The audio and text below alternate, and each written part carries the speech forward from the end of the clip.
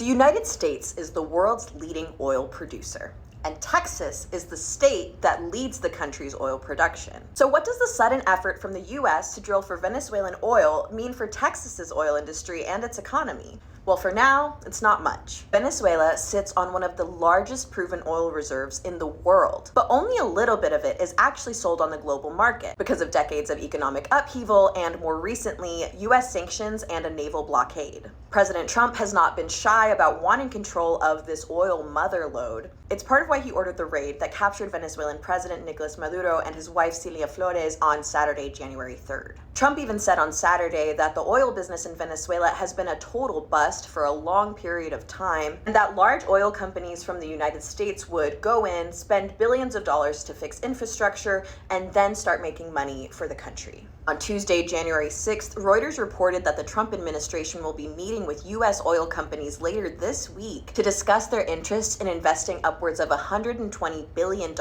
and years of labor in order to boost crude oil production and exports from Venezuela. Getting American companies to produce Venezuelan oil is going to require a massive infusion of capital that has to be acquired from willing investors, according to the president of Texas's Oil and Gas Association, Todd Staples. He says if you consider the circumstances globally, that this is going to be years in the making. Both U.S. and Texas oil companies have been pretty much silent about Trump's insistence that they would be the ones to fund the rebirth of Venezuela's oil industry. Chevron, which is headquartered in Houston, is the only American oil company that is still operating in Venezuela. The company's share price rose after the U.S. military's operation that brought the Venezuelan president and first lady to New York. They're facing federal charges related to drug smuggling and weapons violations. Read the full story from Paul Cobbler at texastribune.org.